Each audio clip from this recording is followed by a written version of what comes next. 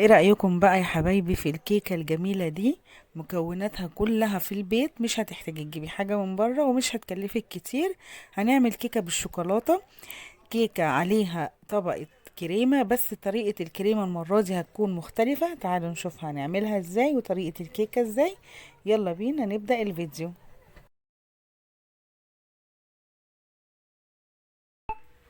بسم الله والحمد لله والصلاة والسلام على أشرف الخلق سيدنا محمد عليه أفضل الصلاة والسلام. السلام عليكم ورحمة الله وبركاته. ازيكم عاملين ايه؟ يا رب دايما تكونوا بخير في احسن حال دايما يا رب. النهارده بقى هنعمل مع بعض كيكه كده خطيره جدا وجميله بجد، حلوه قوي، ان شاء الله تجربوها وتعجبكم. هنعملها وهنعمل الكريمه بتاعتها بطريقه بسيطه جدا وسهله جدا.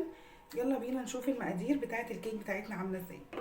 انا عندي هنا كوبايه وربع من الدقيق، وربع كوبايه من الكاكاو الخام الغير محلى، وعندي كوبايه الا تلت سكر، سوري، كوبايه الا تلت لبن، كوبايه الا تلت سكر، كوبايه الا تلت زيت. لو حابه تحطي عليه سمنه او زبده طبعا زي ما انتي حابه. انا عندي دول نفس المعيار، يعني انا الكوبايات دي معيار واحد. انا حطيت فيهم كوبايه الا تلت من السكر واللبن والزيت يكونوا قد بعض. هنحتاج في الكيكه دي بيضه واحده بس. عندي هنا فانيليا، عندي معلقه بيكنج باودر، وعندي رشه ملح.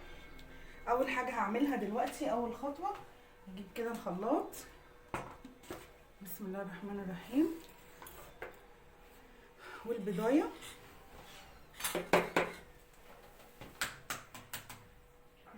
احط البيضه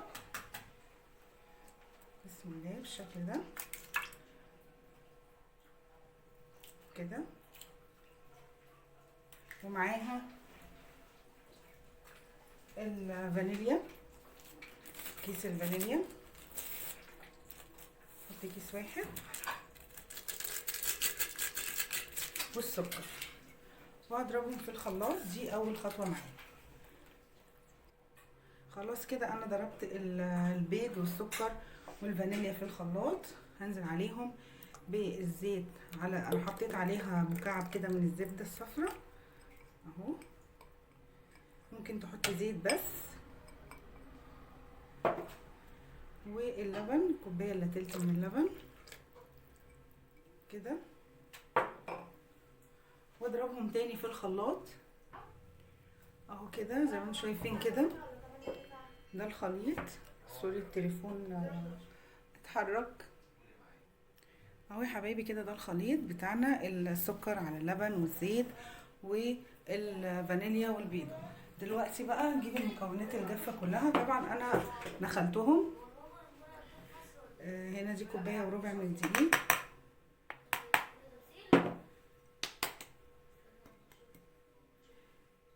ومعاهم الربع كوبايه من الكاكاو الخام. بسم الله الرحمن الرحيم بالشكل ده اهو.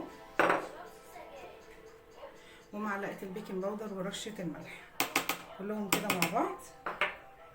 ابتدي بقى ايه اقلبهم كويس تقليبه كده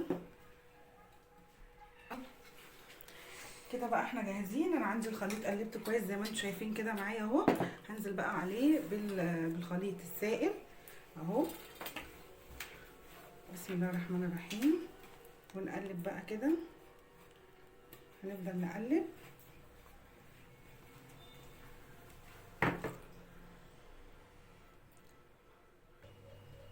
كده. الخليط عندنا جاهز. بصوا كده انا عايزاه بالسمك ده زي ما انتم شايفينه كده معايا.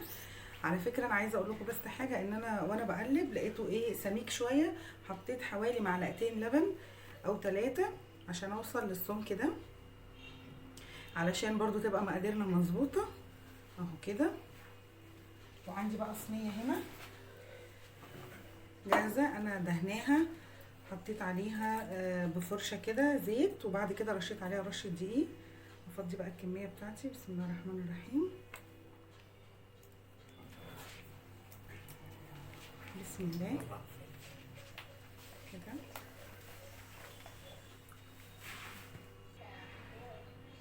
اهي كده. بصوا اهي شكلها معايا كده.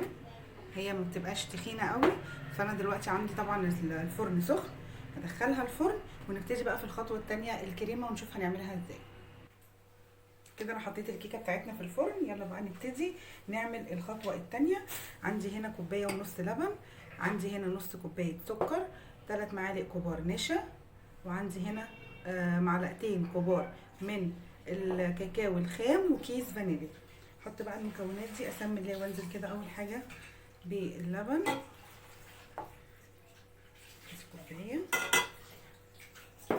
ودي نص كوبايه، كده كوبايه ونص. حطينا اللبن، احط دلوقتي النشا، لا خلي النشا في الاخر. احط الكاكاو، بسم الله الرحمن الرحيم. السكر، طبعا السكر حسب الرغبه، عايزه تحطي سكر اقل مفيش مشكله. انا ممكن ما احطش النص كوبايه كله، احط كيس الفانيليا اهو، واجيب النشا بسم الله، وانزل بقى كده بسم الله، اقلب على البارد وبعد كده ارفع على النار. بسم الله الرحمن الرحيم. اقلب بقى كده كل المكونات لحد ما كلها تدوب في بعض كده. بصي احنا دوبنا كل المكونات خلاص مع بعض، كلها دابت. انا دلوقتي نرفع على النار ونستمر في التقليب وهي على النار، ما نفصلش تقليب خالص لحد ما تتماسك ونوصل للصوص اللي احنا عايزينه. اهي كده دي طبقه الكريمه اللي انا هحطها، معلقه ثابت اهي. بصوا عامله ازاي، هي طبعا لسه سخنه، هسيبها تبرد خالص اهو. ده القوام بتاعها اللي انا محتاجاه للكيكه بتاعتي. هسيبها لحد ما تبرد، تكون الكيكه كمان خرجت من الفرن، وبعد كده نشوف هنعمل ايه مع بعض. كده انا طلعت الكيكه من الفرن زي ما انتم شايفينها كده، وعملت فيها فتحات بعود خله كده او عود الشيش طاووق، وعندي نص كوبايه كده من اللبن. بسم الله الرحمن الرحيم. احطها كده اهو،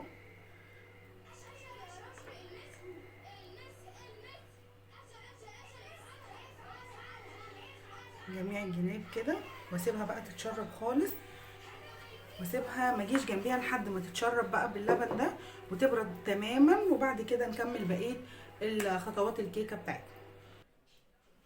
كده خلاص الكيكه بتاعتنا بردت، وادي كمان الكريمه. ممكن نعمل كده اهو، بسم الله الرحمن الرحيم، نعملها زي خطوط كده بالعرض على الكيكه بتاعتنا. بسم الله،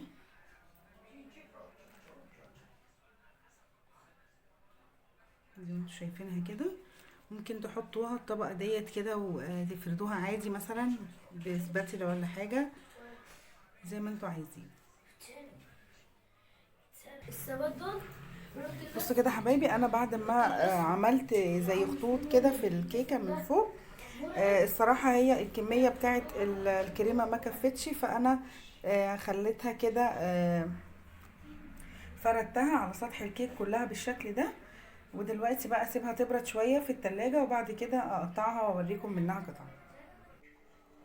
اهو ادي كده القطعه اللي انا قطعتها زي ما انتم شايفينها كده. بسم الله ما شاء الله، حلوه جدا بجد وجميله اهي. وادي طبقه الشوكولاته من فوق، وعندي هنا جوز هند قطع زي ما انتم شايفين كده. رحت حطيت شويه على الوش، لو مش عايزه تحطي حاجه خالص هي حلوه كده. وهنا برضو تزيينه بسيطه كده على باقي القطع، ما زودتش. وده شكل الكيكه بتاعتي بعد ما بردت شويه وقطعت قطعه منها اهي. بجد حلوه قوي، حلوه جدا جدا. ان شاء الله تجربوها وتعجبكم باذن الله. طريقه بسيطه وسهله، تعملي كيكه بالشوكولاته بطريقه بسيطه جدا، وكل المكونات هتبقى موجوده عندك في قلب البيت. يا رب الفيديو يكون عجبكم، ولو عجبكم ما تنسوش اللايك والشير وتفعلوا الجرس عشان توصلكم اشعاراتنا الجديده. واشوفكم على خير في فيديو جديد، والسلام عليكم ورحمه الله وبركاته.